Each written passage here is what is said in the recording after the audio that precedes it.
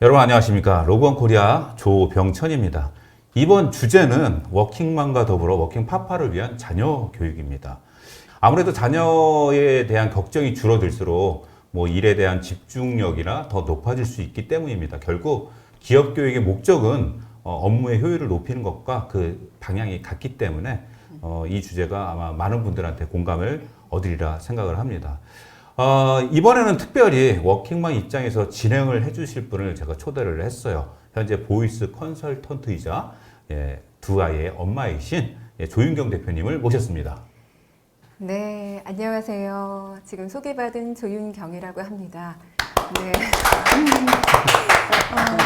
제가 이 자리에 오게 된 건 사실 보이스 컨설턴트의 경험보다 두 아이의 엄마라는 그런 경험이 이 자리에 오게 된 게 아닌가라는 생각이 들고요. 초대해 주셔서 감사하게 생각합니다. 오늘 이 시간이 그냥 머리로만 생각하는 시간이 아니라 정말 나한테 도움이 될 수 있는, 여러분께 도움이 될 수 있는 그런 시간이 될 수 있도록 질문 열심히 한번 던져보겠습니다. 감사합니다. 예, 좋습니다. 네. 오늘은 제 목소리가 오징어가 되지 않을까라는 살짝 염려를 하게 되네요. 놓으셔도 됩니다. 하여튼 오늘 이렇게 초대 응해주시고 이렇게 함께 해주셔서 정말 영광입니다. 네. 예, 오늘 이제 소장님이시죠? 네. 오늘 소장님은 조윤경 대표님께 직접 한번 소개를 해주시면 좋겠습니다. 네.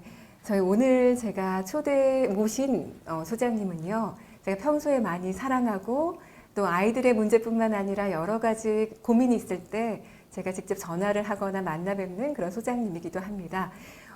내 아이의 엄마이자 강점 경영연구소의 소장을 맡고 계신 유선영 소장님 모셨습니다. 네. 네. 반갑습니다. 소개받은 유선영입니다. 이렇게 따뜻하게 환대해 주셔서 감사드리고 오늘 최대한 심플하게 실용적으로 또 경험 나눌 수 있는 자리가 되기를 기대하면서 즐겁게 참여하겠습니다. 고맙습니다. 네, 반갑습니다. 사실은 오늘 제가 초대를 하고 이제 사전에 좀 준비할 때 좀 방송 같이 하지 말고 좀 편안하게 하자고 했는데 그쵸. 사실 제가 오늘 더 긴장을 해요. 말도 잠깐 꼬이고 두 분 사이에서 덥네요. 네, 아무쪼록 네. 저도 이제 사실 이제 두 아이의 어머니 되시고 네. 저는 이제 세 아이의 이제 물론 저희는 다 크긴 하지만 그다음에 네. 넷 아이의 네. 국가에서 어쨌든 해주셔야 될 소장님 이렇게 했는데 저희 다 합치면 아이 자녀 수가 9명이네요. 9명이나 되네요. 그러네요. 네. 야, 우리 저희 앞에 계시는 안 대표님까지 네. 하면은 11명이네요. 축구 국가대표가 형성이 될 수도 네. 있어요. 인원수가 참 많은데 참 대단합니다. 맞아요. 그러면 한번 이제 본격적으로 한번 들어가 볼까요? 네. 그래서 전체적인 진행은 조 대표님께서 진행을 네. 해주시면 좋겠어요. 네. 네. 오늘 제 어깨가 굉장히 무거운데요. 아마 보고 계신 워킹맘들의 어깨 또한 무겁지 않을까라는 생각이 듭니다. 그 짐을 조금이라도 내려놓으셨으면 하는 마음으로 진행을 해볼게요. 주변에 많이 물어보면 늘 이런 고민을 갖고 계시더라고요. 아이가 아플 때는 정말 아픈 아이를 놓고 나와야 되는 그 엄마의 심정이 너무 힘들다라는 이야기를 가장 먼저 해주시는 것 같아요. 주변에서 보면. 혹시 소장님도 그런 경험이 있으셨나요? 네. 저도 지금 생각이 났는데요. 가슴이 이렇게 누군가 때문에 저리저리 할 수 있구나라는 생각을 했었던 시기가 많았고 학창 시절에 연예인 한번 안 좋아해보고 연애도 그냥 좋으면 좋은가 보다 정도로만 했었는데 아이가 아프다는 거는 참 그 아픈 애를 떼놓고 어디를 가야 된다는 것은 내가 이렇게까지 일해서 뭐 할 건가라는 생각 들게 하죠. 네, 저도 있었습니다. 네, 맞아요. 그럴 때 마음이 아프지만 출근을 해야 되죠. 조금 더 그런 상황에서 엄마들에게 그래도 어떤 이야기를 해주고 싶은 것이 있을까요? 이제 평상시에 엄마들이 여러 가지 애를 쓰고 있지만 조금 건강한 습관들을 아빠와 같이 협업해서 좀 만들어주는 것 좀 중요한 것 같아요. 그래서 예를 들면 영양제를 좀 잘 챙겨 먹인다던가 아니면 강아지들처럼 산책을 좀 자주 시킨다던가 아니면 동네에 이렇게 급한 부탁할 수 있는 친구 한둘 정도는 사귀어 놓는 게 저는 참 큰 도움이 되더라고요. 그래서 서로 돕고 도울 수 있는 정말 그렇게 찬스를 쓸 수 있다는 참 감사한 경험이 저도 많은데 예, 좀 요원들을 양성해서 네. 네, 주변에 좀 두고 사는 게 좋지 않을까라는 생각도 좀 드는 것 같습니다. 네. 저도 직장 생활했었을 때 저도 이제 비슷한 네. 경험이 있죠. 네. 아이들 아파가지고 네, 이제 전화 와가지고 이랬을 때 좀 당황스러워갖고 뭐 일에 집중도 잘 안 돼서 결국 이제 반차를 쓰고 돌아가던 케이스가 있었는데 사실은 이게 한 번이나 어쩌다 한 번씩 이렇게 있으면은 크게 문제가 되지 않는데 이게 이제 몇 차례 아이들이 뭐 1년에 뭐 한 번만 앞으로 하는 법이 없잖아요. 근데 이게 몇 차례 이렇게 되다 보면 사실은 이제 회사에 반차내는 것도 쉽지가 않고 그쵸. 눈치가 보이고 상사 네. 눈치도 보이고 같이 일하는 동료 눈치도 보이고 이게 돌아오다 보면은 참 힘들어요. 회사에서는 아이 때문에 막 걱정스럽고 그렇죠. 또 이제 반찬하고 돌아오면은 아이 옆에서 막 아이를 돌보고는 있지만 마음은 또 굉장히 불안불안하고 그것도 참 쉽지 않은 것 같아요. 이런 부분에 대해서 물론 이제 직장의 상사분들도 결국 자녀를 키워봤지만 제가 볼 때는 개구리 올챙이적 시절 모른다고 본인들도 회사 다녔을 때 아이들 아프면은 참 비슷한 마음이었을 텐데 또 상사 입장이 되다 보니까 또 그렇지 못한 거가 있지 않았나. 어쩔 때 이럴 때는 또 직장에다가 어떻게 좀 얘기를 잘 하고 할 수 있는 방법도 없을까? 그것도 사실은 급하다고 우리 애 아프다고 막 급하게 내서 가는 것보다 네. 사실은 좀 현명하게 또 나올 수 있는 방법이 좀 있지 않을까라는 생각이 갑자기 좀 드네요. 네. 네. 좀 가까운 데 다니는 게 중요하더라고요. 예, 뭐 좋은 직장도 많고 뭐 이렇게 조금 더 주는 직장도 많고 그렇지만 그런 것 같아요. 이왕이면 조금 전략적으로 좀 이동 거리가 짧은 네, 저는 직장을 좀 선택하기 위해서 노력을 좀 했던 것 같아요. 그리고 이사라는 게 굉장히 큰 일이기는 하지만 워킹맘들에게는 변수가 너무 많기 때문에 그런 것들도 좀 큰 용단을 내서 근처로 좀 옮겨가는 뭐 그런 시도들도 조금 도움이 됐었던 것 같고요. 지금 이제 뭐 조 대표님 말씀하신 것처럼 요즘 뭐 반차, 4분의 1차 뭐 이런 것들이 좀 있잖아요. 네. 그런 것들을 쓰실 때 어차피 써야 되면 그냥 너무 눈치 보지 마시고 예, 다음에 또 한번 메꿔준다라는 생각으로 예, 뭐 피할 수 없으면 즐겨야지 어떻게 하겠어요. 그래서 그런 생각들 좀 말씀드리고 싶습니다. 네. 그럼 평상시에 상사한테 잘 좀 해놓으면 그럴 때 좀 이득 보지 않을까라는 생각이 문득 들었습니다. 네, 네. 예. 네, 네. 아, 맞아요. 지금 이야기해 주신 것처럼 그런 부분들도 그냥 마음을 편안하게, 일단은 어차피 해야 되는 일이라면 마음이라도 편안하게 하자라는 의미로 이야기를 해 주신 것 같아요. 네. 그리고 아까 곳곳에 요원을 심어둔다라는 이야기도 해 주셨는데, 그럼 그것도 궁금해요. 보통 워킹맘들은 아이들의 준비물을 챙기는 것 또한 힘들거든요. 네. 근데 그 부분에 대해서 나는 이걸 챙겨주지 못했네. 지나고 나서 알게 되면 되게 미안하기도 하고 그런 부분들이 생기는데 그 또한 곳곳에 요원들이 도움을 줄 수 있을 거라는 생각도 들어요. 그렇다면 그들을 내 편으로 만드는 우리 소장님만의 노하우가 있을까요? 많이 먹여야 돼요. 네, 저는 좀 많이 사먹이려고 노력을 하고요. 먹여라. 네, 먹는 놈들은 또 잘 도와줍니다. 아. 그래서 요새 뭐 알림장이니 뭐니 전부 온라인으로 이렇게 오고 워킹맘들은 특히나 이렇게 아침에서야 보고 부랴부랴 맞아요. 뭐 이런 경우가 많아요. 뭐 수수깡을 가져오라고 하는데 갑자기 앞에 있는 슈퍼에 안 판다 이러면 이제 gon란하잖아요.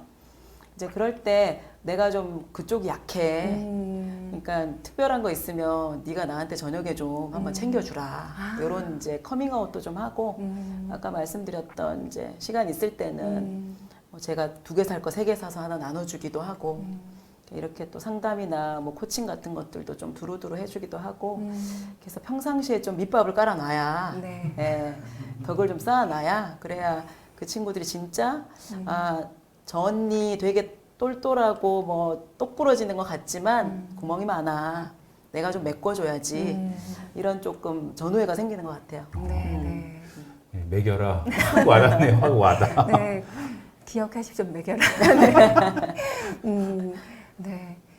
그리고 지난번에 소장님과 통화를 하면서 그 이야기를 들었던 것 같아요. 소장님이 아이가 아침에 실내화를 한 짝을 두고 갔다고 전화를 했는데 네네네네. 소장님이 어떻게 대처를 하셨죠? 네. 아이한테 전화가 왔어요.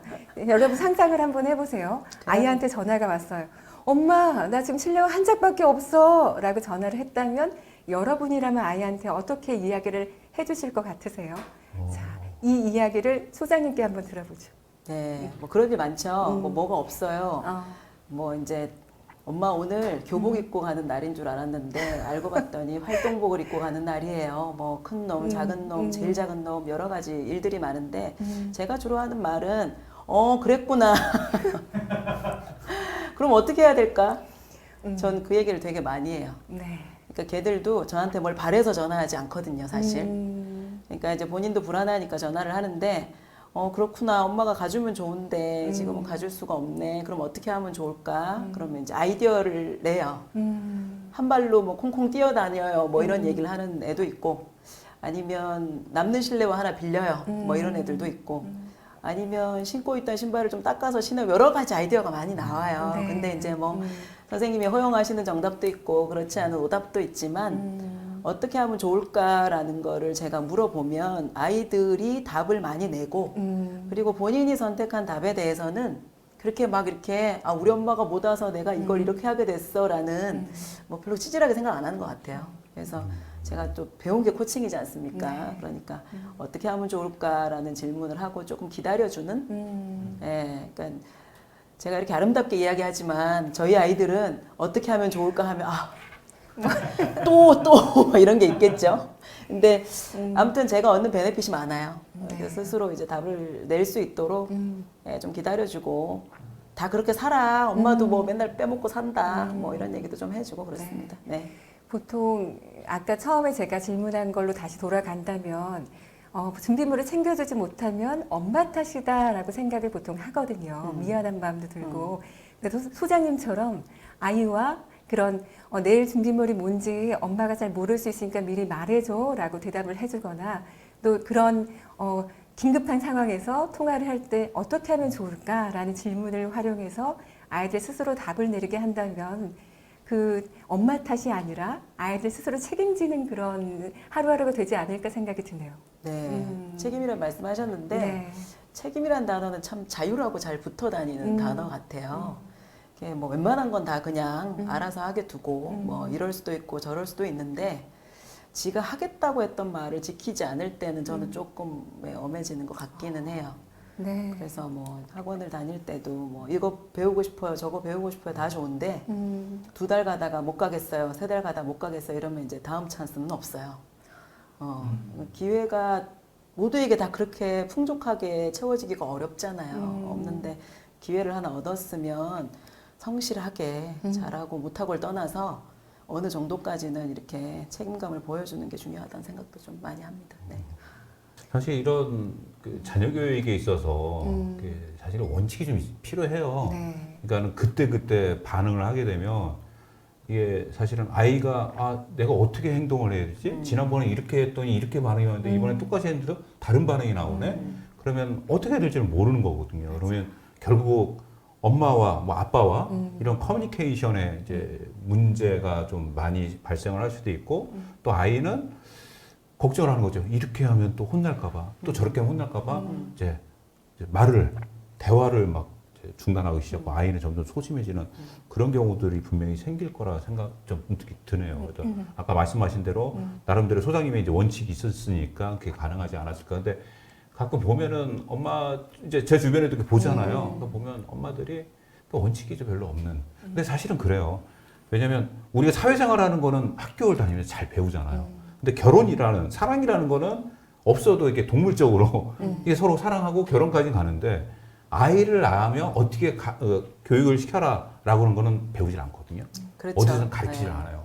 그래서 오히려 더 뭐 다른 사람은 어떻게 키웠는지 어떻게 했는지도 오늘 같은 방송을 찾아보는 사람도 있을 거고 이렇게 해서 하는 것 같은데 그래서 오늘이 더 특별한 것 같거든요. 네. 그래서 소장님하고 이렇게 이야기하다 보면 사례를 이야기해 주시는데 그 사례 속에서 약간 해답이라고 할까요? 정답은 아니지만 좋은 방향으로 갈 수 있는 그런 답들이 어느 정도 정리가 되는 것 같아요. 어제 또 아까 이야기를 나누면서 어제 이야기를 해주셨잖아요. 네네. 지금 아이에 대한 어떻게 보면 아이의 교육과도 연결이 지금 되는 것 같아요. 코칭식으로 질문을 해주시는 것과 연결을 해보면 또 어제 사례를 제가 한번 또 질문을 드려볼게요. 어제 수업을 마치고 일을 마치고 집으로 들어가셨는데 그 아빠와 아이와의 상황이 있다고 하셨었죠. 네네네. 네. 저희 신랑도 뭐 군 출신입니다. 뭐 저도 군 출신이고 그래서 군 출신이요? 네네네. 저 장교 출신입니다. 아 그래요? 네네네. 이게 몰랐네. 그래서 집이 이 내무반처럼 꾸며져 있어요. 요건 농담이고요. 깜짝. 네, 어제 집에 들어갔는데 예, 신랑이랑 막둥이랑 이제 대치 상황이에요. 근데 뭔가 잘못했는데 이제 막둥이가 이제 조금 이렇게 능글능글한 스타일이고 아빠는 FM이에요. 그러니까 이제 어떤 충돌이 일어날지 아마 예상이 되실 것 같은데 아빠가 이렇게 큰 소리 내기 전까지는 능글능글 도망다니고 말 가지고 장난하고 이런 게 좀 있어요. 그러니까 아빠는 이제 약이 오른 거죠. 약이 올라서 네. 자 해도 그게 오래 걸려요. 물 마실 거예요. 뭐 아니 뭐 근지러워요. 뭐 인형이 없어요. 얘는 이제 능글능글 안 자려고 하니 아빠가 이제 어떻게 보면 열이 받아서 큰 소리를 좀 냈나 봐요. 제가 들어갔는데 이제 온 거죠. 제가 왔으니까 아빠가 폭력적으로 저에게 이야기했어요. 막 이러더라고요. 그래서 제가 이제 여러분한테 좀 말씀드리고 싶은 상황은 어쨌든 저도 주 양육자라고 하지만 그 보조 양육자와의 간극이 좁아요. 거의 같이 하고 있거든요. 하고 있는데 거기서 제가 긴장을 풀고 당신 애한테 왜 그래? 당신 등치가 지금 얼마나인데 꼬맹이 데리고 이러면 되냐? 이런 얘기가 나올 것 같은 상황이었어요. 근데 제가 조금 누르고 이제 신랑 편을 좀 들어줬죠. 아빠가 약이 많이 올랐나 보다. 지원이가 어떻게 했는데 아빠가 저럴까? 웬만하면 아빠가 소리를 안 지르는데 이렇게 이제 신랑 기분을 좀 맞춰주는 이야기를 하니까 신랑 화가 조금 이렇게 내려앉더라고요. 그래서 제가 당신이 웬만하면 화 안 내는데 오늘 이렇게 이런 거 보니까 이놈 좀 혼 좀 나야겠네. 내가 혼낼게. 그러고 이제 신랑을 이제 걷어내고 애하고 앉아서 이제 얘기를 좀 했어요. 얘기를 했는데 그때는 제가 애를 위할 수는 있지만 어제 제가 그래도 다행이다 싶은 것은 거기서 제가 신랑을 막 이렇게 면박을 주거나 이렇게 비난해 버리면 사실 다음에 SOS 요청을 하기가 어려워요. 맞아요. 예, 어차피 데리고 살아야 되니까 활용을 해야 되잖아요. 네, 그런 맞아요. 측면에서는 전략적으로 접근해야 된다. 이런 말씀 좀 드리고 싶어요. 네. 그 전략적인 접근이라고 하는데 뭐 하나 예를 좀 들어주시면 좋을 것 같은데. 전략적인 네. 접근이 많죠. 이제 제가 강점 뭐 이렇게 가지고 먹고 사는 직업이잖아요. 그러니까 남자라서 여자라서 아빠라서 엄마라서 아니면 뭐 며느리라서 사위라서 이런 얘기 저희는 잘 안 해요. 잘 안 하고 저희 신랑은 굉장히 꼼꼼하고 이렇게 가족 지향적인 스타일이고 네. 저는 이렇게 좀 이렇게 크게 이런 걸 좋아해요. 그러니까 이제 다르죠. 다른데 예를 들어 제가 이제 저도 글을 쓰는 작가이기도 하니까 이렇게 글을 써서 신랑한테 보여주면 제가 기대하는 답은 잘 썼다, 좋다, 맥히겠어, 뭐 이런 단어를 저는 원하는데 절대 그런 스타일이 아니에요. 열이 받죠. 이거 뭐 당신 생각이잖아. 이러면 이제 제가 열이 받지만 제가 또 생각하죠. 전략적으로 접근해야 된다. 그래서 자기야 이거 내가 쓴 글인데 보고 조금 이상하거나 뭐 안 맞거나 조금 수정해야 될 거나 뭐 이런 게 좀 있으면 얘기 좀 해줘. 이렇게 하고 줘요. 그럼 그걸 또 굳이 프린트를 해가지고 빨간 펜으로 그어가지고 회사 봉투에 담아가지고 가져와요. 그래서 저는 이제 고맙지만 재수없죠. 네, 그런데 제가 저희 신랑은 그쪽에 굉장히 재주가 많아요. 굉장히 꼼꼼하게 보고 아닌 것을 아니라고 하는 캐릭터거든요. 제가 뭐 돈 100만 원 주고 누구를 써서 퇴고해도 근데 그렇게 못합니다. 그러니까 이제 신랑이 잘하는 그 지점을 나에게 기여할 수 있도록 그렇게 좀 노력했던 사례 정도 될 것 같아요. 네. 네, 너무 재밌는. 네, 남편을 내 편으로 만드는 방법이네요. 어떻게 보면.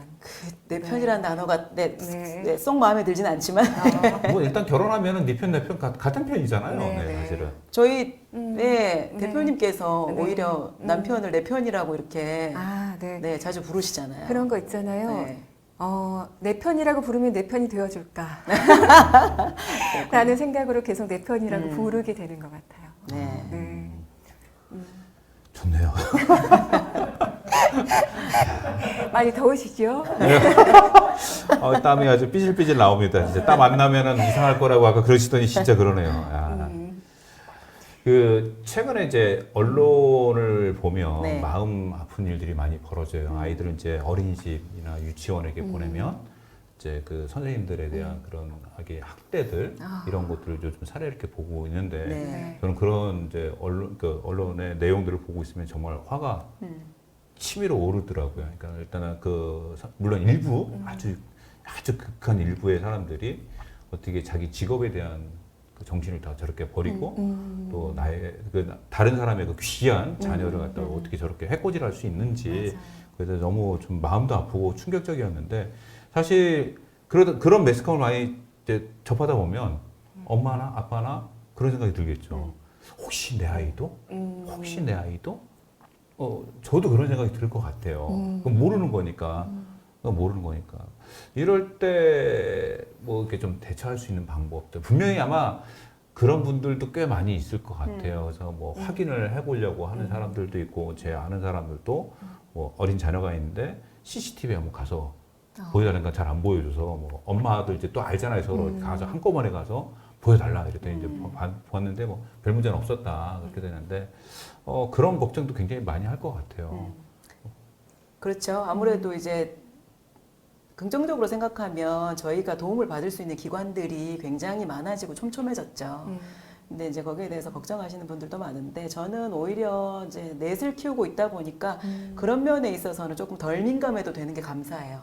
저희는 네 마리다 보니까 이게 서로가 서로를 계속해서 볼 수밖에 없고 큰아이의 선생님이었던 분이 둘째 아이의 선생님이고 또 셋째 아이의 선생님이고 이렇게 저희는 대를 이렇게 계속해서 물려서 보내고 있기 때문에 사실은 굉장히 기관과 저희가 유대 관계가 좀 강하기도 하고 저희가 오랜 시간 이렇게 관찰할 수 있는 기회가 있어요. 근데 반면에 외동을 키우고 있는 부모님들은 오히려 걱정이 크겠다라는 생각도 좀 들고요. 그리고 뭐 할머니 할아버지께서 이렇게 아이를 같이 봐주고 있는 경우들도 굉장히 많이 있는데 누군가의 잘못이 아니라 그냥 양육 방식이 다른 그냥 옳고 그름이 아니라 다른 것 때문에도 충돌이 굉장히 많아요. 근데 사실 우리가 사는 게 바쁘지만 내가 이 아이에게 우선적으로 지켜야 될 양육의 원칙이 뭔지에 대해서는 조금 이야기할 기회를 갖는 게 중요한 것 같아요. 그러니까 저도 어머니한테 아이를 맡기고 다닐 때가 있었지만 충돌이 제법 많았거든요. 육아기관도 마찬가지죠. 대부분의 선생님들이 잘 키워주고 계시지만 정말 균열이 있거나 문제가 있는 기관인지 아닌지에 대해서는 오히려 내가 직접 보는 것보다 중요한 것이 그쪽 기관을 이용했던 선배 엄마들을 조금 찾아가 보는 것도 도움이 돼요. 그래서 직접 체험했던 엄마들의 이야기도 좀 들어보고 어떻대? 이게 평판 줘야죠. 어떻게 보면. 그런 것들도 조금 도움을 받으시면 좋을 것 같습니다. 그리고 아이들 잘 관찰하셔야 되고 아이들이 하는 이야기가 맥락이 조금 난해하거나 파편적인 이야기가 나올 수는 있지만 다 의미 있는 이야기들이에요. 그래서 아이들이 반복적으로 이야기하는 것들에 대해서는 좀 경청하시고 이게 어떤 사인인가 보시면 뭐 유리창이 한 번에 깨지지 않잖아요. 네, 그런 것들도 남편하고 같이 좀 주의 기울이시면 네, 도움 되실 것 같습니다. 네. 네, 그 기간에 먼저 다녔던 선배 엄마 찾아간 거, 그거 괜찮은 것 같아요. 네. 네. 근데 그 선배 엄마를 찾는 것도 쉽지 않을 것 같은데. 결국엔 요원이죠. 요원입니다. 네. 요원은 다 알고 있어요. 네, 결국 네. 요원입니다. 네. 그죠? 다 이렇게 연결이 되네요. 이야기하다 보니까. 그죠? 그러면 소장님도 왠지 아이들 넷을 키우셨으니까 학교나 뭐 유치원에서 선생님께 다급한 전화를 받았던 경험도 있으실 것 같은데. 네, 많죠. 네. 뭐, 비 오는데 미끄러져서 뭐 옷을 다 버린 경우도 있고, 뭐 저학년 때는 뭐 응가 때문에 불려간 적도 있고, 굉장히 많죠. 네. 네, 그럴 때 역시 아까와 이어지는데 엄마들이 죄책감을 또 갖고 미안한 마음을 갖게 되잖아요. 그리고 선생님한테 굉장히 이렇게 낮은 자세로 이렇게 이야기를 듣게 되는데 죄인처럼. 근데 소장님은 좀 다르실 것 같다는 생각이 들어요. 그럴 때 어떻게 대처를 하셨나요? 차라리 개인적으로 뭐 이렇게 조금 넘어졌다, 뭐 아니면 뭐 돌발 상황이 생겼다, 이런 건 좀 단순한 것 같아요. 그리고 뭐 조금 학습이 조금 떨어질 수도 있고 이런 것도 저는 오히려 좀 단순한 것 같은데 다른 아이들과 이렇게 얽혀 있는 사건이 발생할 때 바쁜 엄마가 그렇지 못한 엄마 혹은 전업주부 엄마와 워킹맘을 이렇게 비교했을 때 조금 더 이렇게 죄송한 마음이 드는 거는 좀 있는 것 같아요. 그래서 요즘은 또 선생님들께서 어떤 이제 문제라기보다 조금 조정을 해야 될 상황이 생기면 뒤로 좀 빠지시거든요. 그럼 이제 엄마들끼리 협의를 해야 되는 경우가 많은데 엄마들하고 통화하다 보면 누구 엄마는 참 바쁘시죠로 시작하는 경우가 많아요. 그럼 일단 이제 저희는 이제 죄송한 모드로 들어가야 되는 상황도 많이 있는데 저도 그런 일을 조금 겪어보니까 엄마들이 저에 대해서 갖고 있는 여러 가지 감정이 있다라는 것도 알게 됐어요. 알게 돼서 그걸 꼭 집어서 표현할 수 있는 감정은 없지만 솔직하게 죄송해요. 제가 전체 맥락을 잘 모르는 것 같다. 이렇게 오히려 조금 자세하게 설명해 주시면 도움될 것 같다라고 이렇게 뭐 저자세라고 하기보다는 조금 제가 모르는 부분을 좀 인정하고 오히려 정보부터 다시 파악하는 것도 좀 도움이 되는 것 같고요. 제가 막 학교의 정보에 민감하게 이렇게 반응하는 스타일이 아니어서 바쁜 일정 중에서도 그래도 학교에서 감투 하나는 좀 쓰려고 노력하는 편입니다. 네. 감투를 쓰고 계시잖아요. 네, 왜냐하면 제가 막 이렇게 바지런하게 정보를 파악할 수 없는 네. 상황이니까 이렇게 한 번씩 가서라도 뭐 어떤 상황인지 듣고 맞아요. 그러면 좋을 것 같아요. 네, 네. 그래서 막둥이 이야기를 저번에 한번 했던 적이 있는 것 같아요. 네, 네. 네. 막둥이 선생님께 연락이 왔는데 보통 엄마들은 선생님이 더 많이 알고 있을 거라고 생각하고 대화를 이어가거든요. 근데 소장님은 이야기하실 때 선생님이 이야기하는 거를 이미 다 알고 계신 거죠. 그러니까 막 평소에 자녀들을 잘 관찰하시고 자녀들의 강점과 그런 부분들을 잘 아셔서 그런지 이미 다 알고 계신 내용이기 때문에 선생님이 막둥이가 이랬어요 라고 질문했을 때 소장님은 네, 그렇죠. 라고 네, 대답을 해주셨다고 하셨어요. 그런 부분에서도 대화할 때, 소장님만의 그런 노하우가 있는 것 같아요. 그 학교 선생님과의 그 힘든 대화임에도 네. 좀 편안하게 끌고 갈 수 있는 그런 부분들. 감사한 분이죠. 네. 어쨌든 네, 저의 빈틈을 메꿔주고 있는 분이시기도 하고 선생님이 하는 이야기 중에서 점점 공감대가 깊어진다는 건 감사한 것 같아요. 학기 네. 초에는 이렇게 스타일을 서로가 모르기 때문에 서로가 조심스럽고 둘러가는 경우가 되게 많아요. 네. 근데 이제 저희도 이제 연말을 향해 달려가고 뭐 이런 시즌이 되면 이제 선생님 직접적으로 얘기하셔도 돼요. 선생님 그냥 얘기하셔도 돼요. 뭐 이런 얘기 제가 많이 하고 선생님 말씀하시는 것 중에 이런 건 너무 공감된다라는 것도 말씀드리고 근데 사실 저도 문제는 인식하고 있는데 그거를 어떻게 개선해야 될지 잘 모르겠다. 선생님은 어떤 아이디어가 있으시냐 뭐 이런 것도 여쭤보기도 합니다. 여쭤보기도 하고 감사한 것은 선생님보다 우리 아이가 잘 되기를 바라는 사람이 뭐 부모 말고 얼마나 있겠어요. 이제 그런 신뢰는 좀 필요하지 않을까라는 생각도 들고 네. 선생님하고 통화하고 나서는 아이하고 그 상황에 대해서 저는 좀 길게 얘기하는 편이에요. 선생님 전화 왔어. 뭐 예를 들면 그렇게 얘기는 하지는 않지만 뭐 요런 애가 있는데 요런 상황이 있는데 어떻게 생각해? 라고 해서 이렇게 남의 얘기처럼 얘기를 좀 하는 편이에요. 그러면 요 놈들도 객관적으로 얘기해요. 그리고 그건 좀 아닌 것 같아, 긴 것 같아 라고 이야기도 하고 이게 뭔가 내가 좀 이렇게 찔리는 것 같은 느낌이 들어. 이런 것도 잘 받아들이거든요. 그래서 뭐 조금 전문 용어로 얘기하면 롤플레이라고 할 수도 있고 그냥 남의 얘기하듯이 스토리텔링을 좀 하는 것도 그래서 어머님하고 통화하고 나면 한동안 좀 나아요.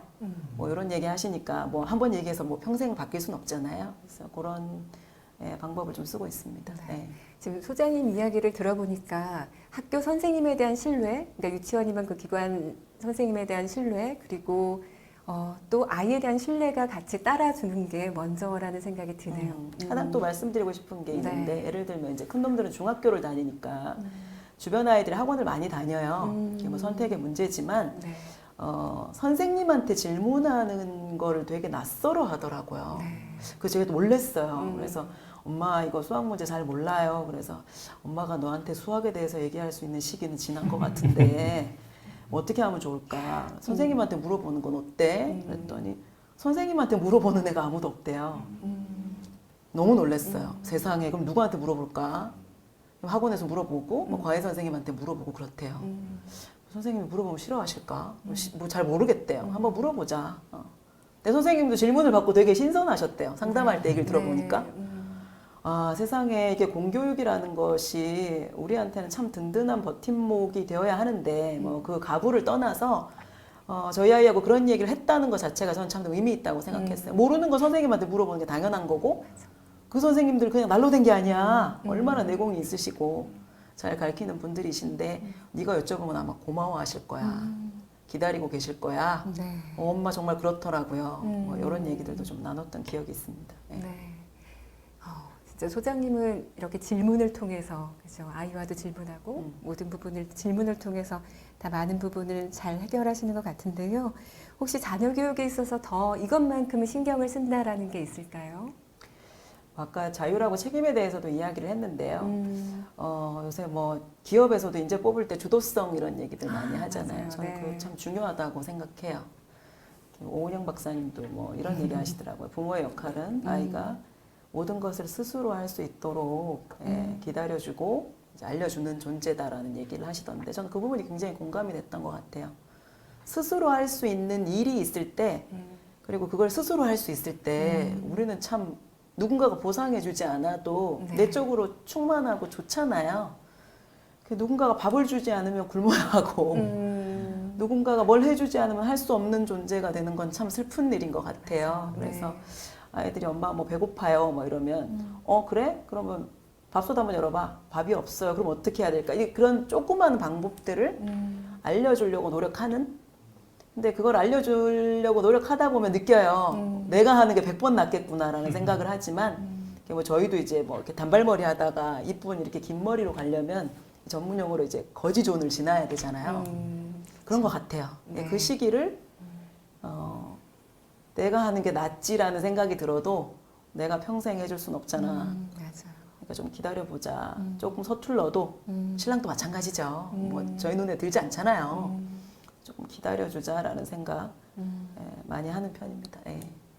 그 요즘 보면은 이제 예전에는 네. 남자는 직장, 엄마는 집에서 아이들 돌보고 그렇게 했었지만 이제 현 시대에 들어오면서 그런 것도 많이 없었죠. 여성들이 이제 사회에 많이 진출을 하고 네. 또한 그러고서 자기 꿈도 이제 펼쳐볼 수 있는 여러 가지 네. 이제 단계가 되는데 그러다 보니까 이제 그러니까 문제가 발생하는 게 뭐냐면 뭐 엄마나 아빠가 다 직장 생활을 해요. 아이는 이제 혼자 남잖아요. 네. 그래서 이제 뭐 유치원이라든지 위탁기관이라든지 방과후교실이라든지 이런 것들이 많이 만들어지기는 하는데 사실은 이제 직장 생활이라는 게 이제는 뭐 남녀 구분 없이 직장 생활을 하다 보니까 뭐 여성이든 남성이든 출장도 가야 되고 뭐 야근도 해야 되고 이러다 보니까 이제 역할 분담이 사실 굉장히 좀 중요한 상황이 네. 됐어요. 예전에는 그래도 이건 엄마가 이건 또 아빠가 이런 게 아니라 이제는 뭐 그런 상황에 따라서 뭐 엄마가 해야 될 거를 아빠가 해야 되고 또 아빠가 해야 될 거를 엄마가 해야 되고 이런 부분이 반드시 있어야 될 거라는 생각을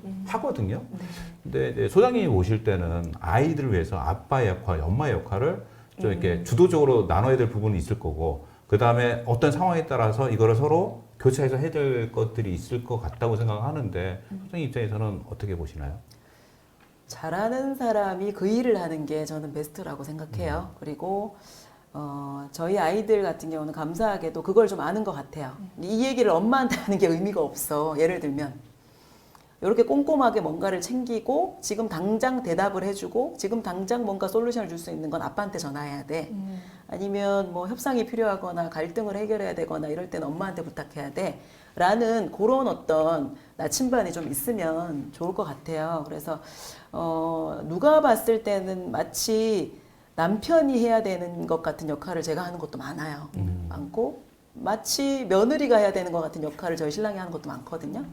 근데 그런 거 할 때 저부터도 남자가 뭐 아니면 여자가 이런 생각이 드는 것들이 아직 저도 많이 남아 있어요. 남아 있는데 본질적으로 어떤 것이 더 성과가 날까?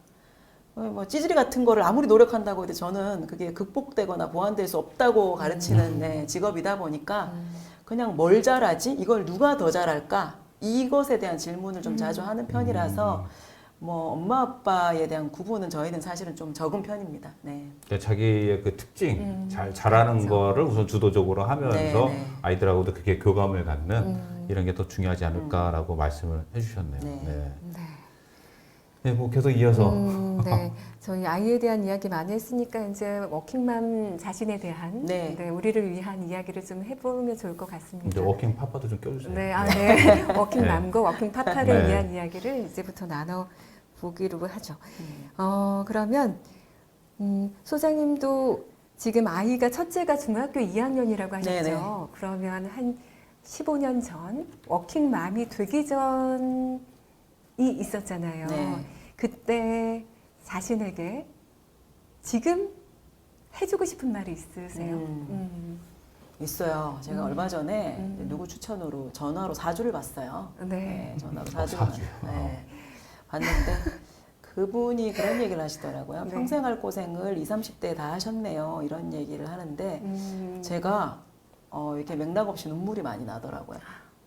근데 그 이야기를 들으면서 제가 느꼈던 것은 내가 힘들었는데 힘들지 않은 척하고 살았던 것 같은 생각을 많이 했어요. 네, 그래서 10년 전, 뭐 15년 전에 만약에 저를 만날 수 있다면 너 힘든 거 맞고 너무 이렇게 씩씩한 척 하려고 하지 말고 뭐 너만 힘들어? 그럼 안 할 거야? 그럼 누가 해? 그런 질문 가끔은 좀 쉬어. 이런 얘기를 좀 해주고 싶어요. 그래서 뭐 심리학적으로 좀 공부하다 보면 내면에 녹음된 뭐 녹음기가 있다는 얘기를 많이 하잖아요. 근데 그 중에서 강해야 한다라는 게 저는 좀 강한 사람이에요. 근데 이제 허용을 좀 해줬으면 좋겠다. 강하지 않을 때도 있고 구멍이 뻥뻥 날 때도 있고 때로는 어이없을 때도 있고 그것도 너고 그래도 잘 살아가게 돼 있어. 그런 얘기들 좀 해주고 싶어서 뭘 안다고 네가 그렇게 완벽하고 강한 척을 하니 너도 아직 애야. 그런 얘기 좀 해주고 싶네요. 네. 그렇죠. 네. 그 지금의 이제 우리 아이들 입장에서는 내가 네. 부모지만 또 이제 내 부모님이 계시잖아요. 그럼요. 그분들 입장에서는 우리는 아직도 아가잖아요. 그렇죠. 우리가 뭐 네. 나 50이 되든 60이 되든 그분들이 볼 때는 아직도 아가. 네. 뭐 저희도 저희 아이는 다 컸어요. 지금 다 직장 생활도 하고 있고 이제 막내는 지금 군대에 있는데 그 다른 아이들 이렇게 군대 가고 직장 생활하면 다 커 보이는데 우리 아이들은 그렇게 해도 똑같은 그 상황임에도 불구하고 더 어려 보고 그냥 제 눈에는 아직도 아기인 거죠. 아마 그런 것들이 좀 비춰지는 게 아닐까? 결국은 뭐냐면 언제까지나 우리도 아기 그 자녀의 자식이죠. 그 모습의 아이가 되기도 하고 또 우리 아이들의 그 부모 그거는 뭐 그 잠깐 아이들 어렸을 때만의 부모가 아니라 죽을 때까지 우리도 이제 그 부모가 되지 않나라는 생각을 좀 하게 되네요. 그러니까 네. 결국은 거기에 대한 우리가 챙겨야 될 것들, 우리가 가져가야 될 것들은 죽을 때까지 하는 게 아닐까라는 생각을 해요. 계속 그러니까요. 업그레이드 해 가야 되는 거겠죠. 예. 아마 10년 후가 돼도 우리에 대해서 얘기를 또 해보면 그래 그때도 힘들었지 이 이야기가 또 나올 것 같다는 생각이 들어요. 뭐 저희가 오늘 워킹맘이 굉장히 힘들다는 얘기가 많이 나오고 있지만 네. 또 워킹맘만 누릴 수 있는 기쁨도 있죠. 많죠. 기쁨도 네. 많고 저희가 뭐 여지까지 이렇게 워킹맘이라는 타이틀을 버리지 않고 살아가고 있는 이유도 이제 아까 조 대표님하고 잠깐 말씀 나눴던 우리의 삶을 두 개의 어떤 면으로 나눈다면 그게 군대 갔다 온 걸까 아니면 결혼을 한 걸까 책을 쓴 걸까 박사 과정을 한 걸까 뭘까 생각해 보면 압도적으로 출산이에요. 맞아요. 네. 공감. 다른 것들은 그 경험을 저는 대체할 수 없다고 생각해요. 저 출산하고 저희 신랑이 와가지고 이제 농담 반 진담 반이지만 군 생활 힘드냐 출산 힘드냐 물어보더라고요. 그래서 안 나가 이제 이랬는데 그런 저희에게 참 인간으로서 경험할 수 있는 가장 깊은 네. 감정과 감동을 준 것도 사실은 저희가 워킹맘이 됐던 과정이죠. 맞아요. 그런 행복도 있고 거기에 또 좋아하는 일까지 하고 있으니까 어떻게 보면 저희는 참 행복한 사람이라는 생각이 전 들어요. 사실은 힘든 이야기도 앞부분에 했지만 결론적으로는 슈퍼우먼이라고 하잖아요. 주변에서. 근데 두 개를 다 너무 잘 하려고 하지 않고 말씀하신 대로 조금 이렇게 잘 조율하면서 간다면 이보다 더 좋은 삶은 없을 것 같다는 생각이 들어요. 만약에 정말 내가 집에만 있어 아이만 키워 돈을 정말 많이 줄게 지금 버는 것보다 훨씬 몇 배를 줄게라고 한다면 물론 잠깐 고민은 해보겠지만 저는 네, 지금의 삶을 선택할 것 같습니다. 이렇다는 생각이 들어요. 이게 이제 질문을 미리 네. 이제 준비하셨잖아요. 네. 그래서 눈에 딱 들어오는 게 일과 가정의 균형을 맞아요. 위해 신경 써야 될 것이라고 이렇게 써놨는데 사실 균형이라는 게 쉽지 않은 얘기예요. 균형이라는 게 있나요? 사실 이게. 사실 굉장히 어려운 건데 물론 이게 하나의 목표죠. 목표를 둬야 우리가 맞추려고 애를 쓰니까 네. 제가 조 대표님한테 한번 질문 하나 드려볼게요. 네. 예? 혹시 자녀 교육하는 게 더 중요하다고 생각하시는 겁니까? 중요하시게 생각하시나요? 아니면 지금 일하는 게 더 중요하다고 생각하시나요? 저는 네. 고민하지 않고 자녀 교육이 중요합니다. 그렇죠. 네. 어떻게 보면 이런 질문이 굉장히 바보 같은 질문이잖아요. 근데 세상 사람들은 이런 질문을 정말 많이 해요. 다른 사람에게도 하기도 하고 중요한 건 자기 스스로에게 계속 그 질문을 해요. 내가 아이를 지금 키우는 게 더 급한 건가? 내가 이 일을 더 빨리 해서 뭔가 하는 게 더 급한 건가? 근데 그 결론은 뭐냐면 저는 그 질문 하거든요. 네가 세상에서 가장 소중하게 생각하는 게 뭐니? 그러면 네 일이냐 아니면 너 자녀냐? 당연히 자녀로 가죠. 그쵸. 그 일이라고 하는 사람은 일단 어디부터 보내야 돼요. 보내야 된다고 저는 생각을 해요. 물론 사람 가치관에 따라서 다르긴 하지만 네. 제가 그러니까 일반적인 이제 그런 상황이라면 그렇다고 그러면은 다시 그건 내 질문을 좀 바꿔봐야 된다고 생각하거든요. 나에게 있어서 지금 네. 가장 소중한 건 이 아이인데 이 아이를 위해서 내가 이 직업을 어떻게 가져가야 될 것인가 그렇게 초점을 맞추면 저는 이거 답이 나올 거라는 생각이 좀 문득 들어요. 저도 이제 시간 관리 강의할 때 거기 나오는 것 중에 하나가 이거거든요. 네. 당신의 일과 당신의 그 개인적인 삶과 이 균형을 맞춰야 되는데 어떻게 하면 잘 맞출 수 있을까? 저 그 비슷한 질문을 던지거든요. 그래서 재밌어서 한번 네. 던져본 겁니다. 예. 엄마가 일을 제대로 잘 해내고 있는 걸 보는 것만큼 좋은 교육도 사실은 없죠. 저도 없고. 근데 저희가 이제 아이들에게 그 광경을 다 보여주기는 어렵잖아요. 그래서 아이들하고 그 상황을 좀 나누기를 추천드려요. 엄마가 오늘 일요일인데 나갔다 왔지. 오늘 누군가를 코칭했는데 그분이 이런 고민이 있더라. 그래서 엄마가 이런 얘기를 나눠주고 누구 생각이 나더라. 근데 그 얘기를 나누다 보니까 그분이 오히려 본인이 답을 찾더라. 찾고 또 되게 감사하다고 나한테 이렇게 문자도 보냈더라. 엄마도 그 친구를 위해서 응원하는 기도를 좀 하고 싶더라. 뭐 예를 들면 그런 어떤 엄마의 일하는 과정들도 아이에게 이렇게 좀 전해줄 수 있어요. 그래서 아이라고 해서 아이 용어로 저도 그런 거 잘 못해요. 뭐 빠빠 무슨 뭐 이런 제가 용어를 잘 못 써요. 그러니까 저는 어렸을 때부터 어른 용어로 이야기를 많이 해줬거든요.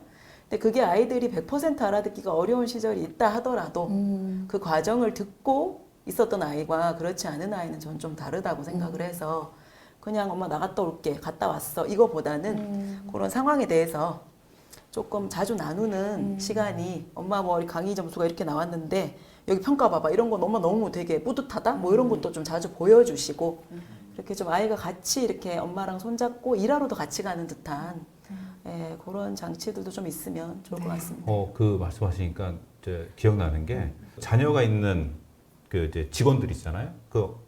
이제 그 패밀리데이 그 정확한 표현은 아닌데 일종의 가족의 날 해가지고 자녀를 회사로 다 초대 네. 해가지고 엄마나 아빠가 일하는 모습을 자녀들이 같이 또 앉아서 같이 또 해보고 그래서 너희 부모님들이 이렇게 열심히 일을 하고 있는 모습을 보여주는 그런 시간을 갖게 하는 그런 시간 하고 그다음에 같이 이제 식사를 하는 그런 시간을 갖게 했던 것 같은데 그게 아이들한테 아빠가 회사에서 이런 일들을 하는구나 볼 수 있도록 일종의 체험이죠. 네. 그런 거 참 좋았던 거로 제 기억을 해요. 그래서 만약에 여기 기업 담당자나 아니면 기업을 운영하시는 분들이 계시다면 한번 직원분들하고 얘기를 해서 그런 시간을 한번 가져보는 것도 또 부모들도 자기 직원들도 되게 좋아할 거라는 생각이 들거든요. 네, 그런 것들이 좋지 않나라는 생각이 들고요.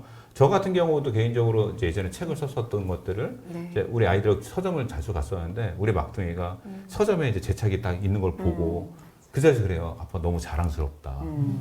그때는 정말 제가 책을 써가지고 남들한테 보여줄 때 뭐 사인이 그게 뿌듯함은 물론 있었지만 우리 막내 그 얘기했을 때 그 뿌듯함은 맞아요. 정말 그냥 감동으로 확 올라오더라고요. 너무 좋았어요. 저는 이 직업에 대해서 이건 너무 잘했구나라고 생각을 했었던 그 일이 있었거든요. 그래서 우리 기업 담당자분들도 이게 그 자녀가 있는 그 직원들에게 좀 얘기를 해서 그런 날을 한번 가져보는 것도 참 좋겠다라는 네. 생각이 들 거예요. 그러면 직원도 만족도가 되게 높아질 것 같고 또 아이들도 엄마에 대한 또 아빠에 대한 그 직업에 대해서 그런 것도 좀 바라볼 수 있는 시간이 되지 않을까라는 생각을 하게 됐습니다. 네, 그렇죠. 일의 의미를 알면 아이들이 엄마가 없을 때, 아빠가 없을 때도 연상을 하게 되잖아요. 맞아요. 네. 뭐 사진 찍어서 보여줘도 좋을 것 같아요. 뭐 이렇게 가기가 조금 어렵다 하시는 분들은 엄마가 여기 있고 이런 일을 하고 뭐 이런 문제를 풀고 뭐 이런 목표를 달성하고 뭐 이런 얘기들 해놓으면 오, 뭐 멋있네, 뭐 이런 이야기가 나오기도 하고. 저도 아이들이 제가 올해 8월에 책이 나왔거든요. 이렇게 또 홍보를 하네요. 잠깐 홍보 네, 들어가네요. 잠깐 홍보 네. 하겠습니다. 막간 이용해서. 네, 그 책이 나오고 나서 출간 기념회를 했는데 저희 아이들이 참여를 했어요. 줌을 통해서 하는데 아이들이 그때 그걸 보고서 우와, 엄마 책 내는 거 그거 하는 거 나 봤어 라고 집에 가니까 너무 좋아하고 일기에도 써놨더라고요. 네, 그래서 내가 하는 걸 그래서 지금 연구소도 아이들과 거의 주말마다 저는 아침마다 가거든요.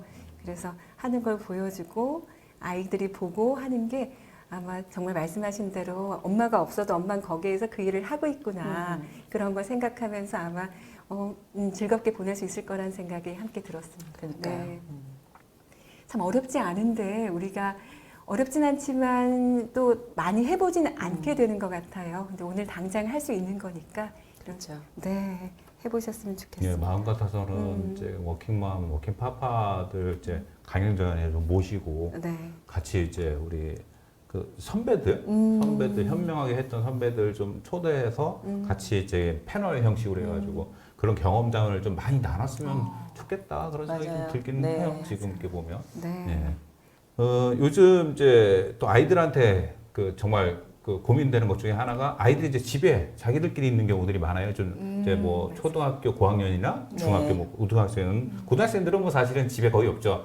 학교에서 늦게까지 공부하거나 네. 아니면 또 친구들끼리 아직 뭐 한창 놀 3학년 빼고 놀 나이가 되는데 네. 그 아이들한테 이제 바쁘다 엄마 아빠가 바쁘다 보니까 제일 많이 하는 게 뭐냐면 용돈을 꺼내줘요. 야, 네. 급하니까 뭐 밥에 집에 뭐 밥 먹을 게 없거나 뭐 준비 안 해놨으면 이거 가지고 뭘 사 먹어라 이거 가지고 친구들하고 놀아라 이거 정말 많이 하는 걸 봐요. 네, 네. 심지어 TV 드라마에서도 이걸 많이 보여줘요. 그렇죠. 그래서 저는 그거 되게 안 좋다고 생각을 하거든요. 그건 아이들한테도 굉장히 안 좋은 습관. 아 이게 뭔지 돈이면 다 되는구나라는 인식이 될 것 같은데 저 같은 경우에는 뭐 아까 이제 사전에 말씀을 드리긴 했지만 저 나름대로 방법을 써가지고 아이들하고 경제 개념이나 돈을 활용하는 방법. 사실 돈 버는 거보다 돈 쓰는 게 정말 중요하잖아요.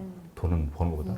이제 그런 부분에 대해서 아이들 경제 개념을 심어주는 방법에 대해서 좀 말씀해 주시면 좋을 것 같아요. 네, 제가 경제 개념이 있다는 전제하에 주시는 질문인 것 같은데 네. 자신이 없는 질문이기도 하지만 제 나름대로 조금 그래도 요거는 좀 신경 써서 알려준다 하는 게 있다면 저희 이제 케이스마다 좀 다르긴 해요. 큰아이는 굉장히 돈에 대해서 중요하게 생각해요. 근데 그게 또 양날의 검이죠. 네. 한 부분은 알뜰하기도 하고 성실하기도 하지만 한 부분은 좀 약간 제가 봤을 때 돈돈돈돈 하는 느낌이 좀 있어요.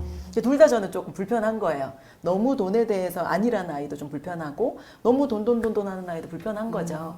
근데 그런 돈이 왜 필요할까라는 이제 이야기로 들어가 보면 큰아이는 어쨌든 안 쓰려고 하는 근데 안 쓰려고 하는 것도 중요하지만 잘 쓰는 게 어떤 건지에 대해서도 좀 이야기를 해야 되는 것 같아요. 그래서 얼마 전에 제가 이제 더 해빙이라는 책을 좀 보니까 거기 이제 그런 개념이 좀 나오더라고요.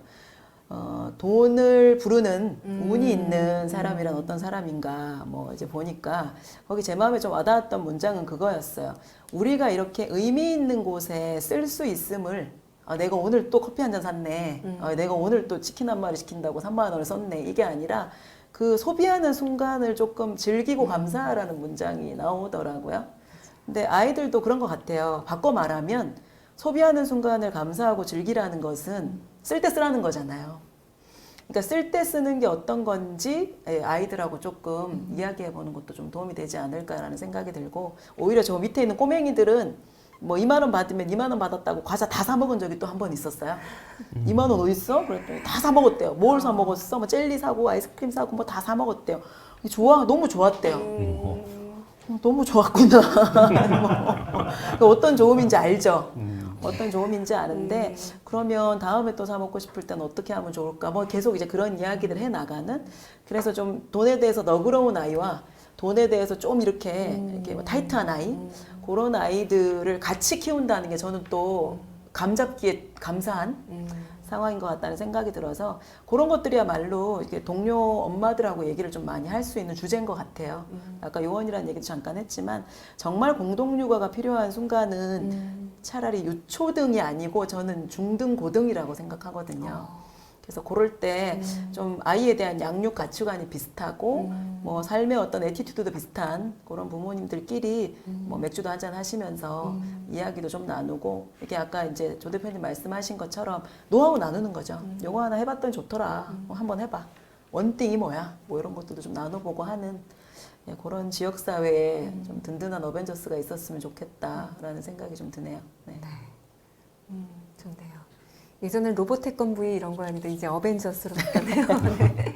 아, 네, 그래요. 그러면 저희 마지막 질문으로 벌써 마지막 질문인가요? 네, 야, 시간 진짜 시간이- 빨리 가네요. 그러네요. 네. 한 2시간도 할 수 있을 것 같은데요. 아니, 부족하겠네요. 생각해 보니까. 우리 하려고 하면 일 자리 박 깔아야 돼요. 1박 2일. 네. 네. 저는 이런 것도 궁금해요. 보통 아이와 어린아이도 그렇고 조금 물론 어린아이가 아니어도 그렇고 애착을 형성하는 게 중요하다고 말을 하잖아요. 가장 중요한 시기는 사실 태어나서 3년이라는 말도 있고 그런데 나는 일을 하기 때문에 아이와 오랜 시간을 함께 보낼 수는 없잖아요. 네. 그럴 때 짧지만 아이와 그런 애착 형성에 조금 돈독하게 할 수 있는 그런 방법들이 있을까요? 네. 그러니까요. 뭐 세상에 나와 있는 요때를 놓치면 큰일 난다라는 네. 책을 모아보면 그때가 이렇게 많은가라는 생각은 드는 것 같아요. 맞아요. 네. 그래서 그쪽으로부터 좀 자유로워질 필요는 저는 있다고 생각하고 이제 퀄리티 타임이 뭔가 5분을 보내더라도 네네. 10분을 보내더라도 좀 의미 있는 게 뭔가 저도 공부하면서 좀 얻게 된 사례를 좀 공유해 드리면 눈맞춤이라는 게 굉장히 중요해요. 네. 그러니까 평생 남는 어떻게 보면 도장이죠. 음.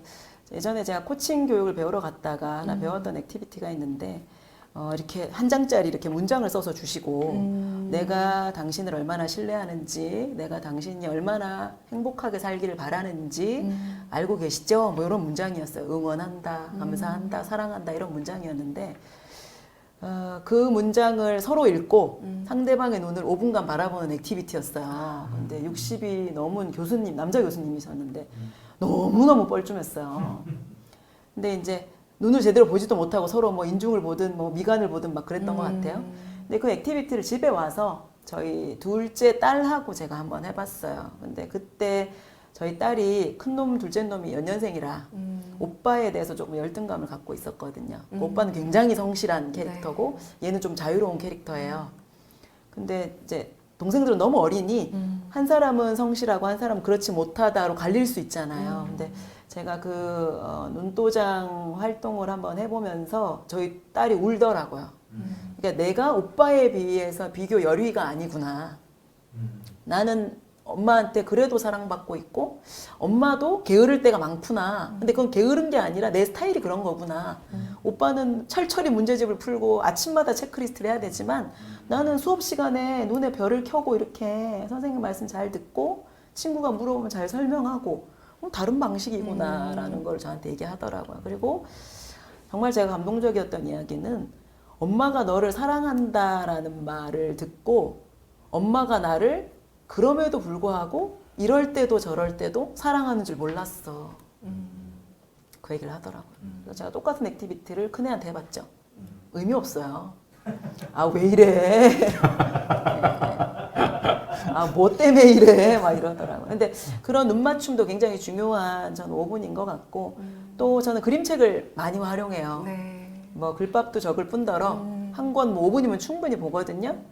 정말 좋은 그림책들은 그 안에 보면 찌질이 같지만 그럼에도 불구하고 뭔가를 해 나가는 손 잡아 나가는 이야기가 많아요. 그런 주인공들에 대해서 이야기를 저는 많이 들려주는 편이고요. 그리고 또 저는 또 이렇게 좀 기분이 업됐다 그러면 또 유서도 좀 저는 정기적으로 써주는 편이에요. 그래서 이제 저희 뭐 삶이 다 유한하기도 하고 애가 많다 보니까 다 이렇게 개별화해서 쓰지는 못하지만 내 삶의 슈퍼스타 누구에게 내 인생의 절친 누구에게 내 삶의 가장 든든한 누구에게 이렇게 해서 제가 이제 워드로 쳐서 이렇게 뽑아서 주는데 아이들이 가장 이렇게 애지중지하는 물건이 들어가 있는 서랍에 같이 들어가 있어요. 저희 둘째 딸 같은 경우는 NCT 팬인데 NCT 그 굿즈가 들어가 있는 서랍에 당당하게 제가 넣어달라고 한 것도 아닌데 같이 들어가 있습니다. 그러니까 그게 제가 뭐 부족하기도 하고 어설프기도 하고 맥락 없기도 하고 일관성 없기도 하고 그렇잖아요. 그럴 때마다 아이들을 잡아주는 굉장히 중요한 전략이 될 수 있다라는 생각을 하고 그 유서라고 이제 쓰여진 편지를 받을 때는 한 달 정도 약발이 가요. 뭐 이거 해라 저거 해라 하면 내 어머니 이래요. 그거 뭐 1, 2만 원 준다고 안 되거든요. 그런 면에 있어서 조금 임팩트 있게 짧은 시간 아이들과 교감할 수 있는 툴이 뭔지 각자에 맞는 방식을 좀 가지시면 도움이 될 거라는 생각도 많이 하고 그리고 뭐 큰 놈들은 벌써 이제 뭐 70kg가 넘어가고 이렇습니다만은 와우. 엄마 갔다 올게 이러면 한번 안아주세요 이래요.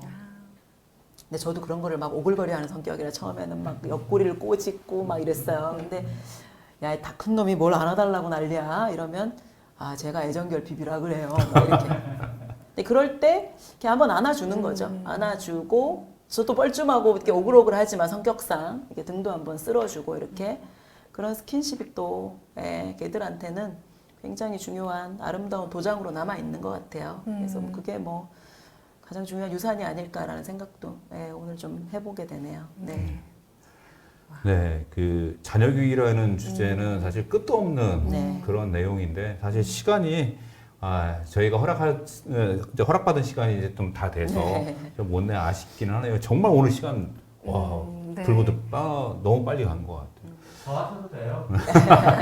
네, 더하는 거는 이제 시청자 여러분들의 반응을 봐서 이 시간을 더 만들어 보도록 하는 것도 어떨까 싶습니다. 더 궁금한 것들이 있으면 댓글에 좀 남겨주시면은 저희가 댓글에 그 질문들을 좀 주제를 삼아가지고 다음에 시간을 한번 만들어 보도록 하겠습니다. 이거 더 듣고 싶으면 여러분들이 어떻게 해주냐에 따라서 만들어질 것 같아요. 자, 조윤경 대표님 오늘 네. 이렇게 첫 진행을 좀 해보셨는데 네. 어때요? 소감 좀 간단하게 말씀을 해주시면 좋을 것 같네요. 네. 네. 오늘 이렇게 초대받아서 여기에서 질문을 던질 수 있었다는 것만으로도 참 영광이라고 생각이 들어요. 옆에서 유선영 소장님의 그런 경험담을 듣는 것만으로도 생각이 아니라 당장 집에 가서 해봐야지라는 마음이 이렇게 바뀌게 됐습니다. 너무 감사드리고요. 네. 네. 저도 너무 감사했습니다. 예, 좋았습니다. 네. 네, 유순영 소장님 마지막으로 네. 우리 이제 워킹맘 또 워킹파파에게 좀 해주고 싶은 말이 있다면 뭐 좀 지금 해보시겠어요? 네. 며칠 전에 제가 택시를 탔는데 유난히 이렇게 말 걸기 좋아하는 기사님이셨어요. 그래서 이제 결혼하셨어요. 뭐 어떤 직업이세요? 목소리가 막 이렇게 막 주절주절 이어지다가 애가 있냐? 있죠. 많아요. 그랬더니 몇이냐? 넷입니다. 라고 말씀드렸더니 아이고 어떻게 살아 이러시더라고요. 근데 제가 그 말을 듣는데 제 마음속에 얼마나 행복한데요. 라는 생각이 올라오더라고요.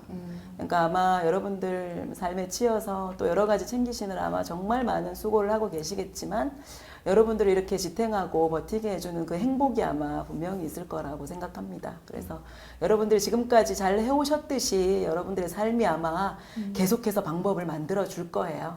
그래서 너무 큰 염려하지 마시고 그리고 완벽할 수도 없고 완벽할 필요도 없습니다. 그래서 때로는 좀 멍하니 때로는 좀 넘어지더라도 다 같이 이렇게 응원하면서 우리가 선택한 이 삶에 피할 수 없으니 즐겨야 된다. 이게 수류탄 교장에 써 있는 말이에요.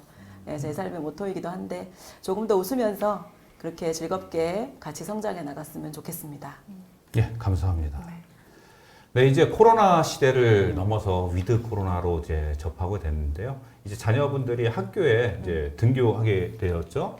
그래서 여러분들께서 아침에 아이들 복장이나 이런 것도 신경 중요하겠지만 아이들 이제 건강 관리, 특히 그 위생 관리에 좀 많이 신경을 쓰면 더 좋지 않을까라는 생각을 하면서 오늘 이 시간 좀 맞춰 보도록 하겠습니다. 예, 수고하셨습니다. 네, 감사합니다. 고생하셨습니다. 고맙습니다. 예, 고생하셨습니다. 그러면 건강 관리 잘 하시기를 바라면서 다음에 뵙도록 하겠습니다. 감사합니다.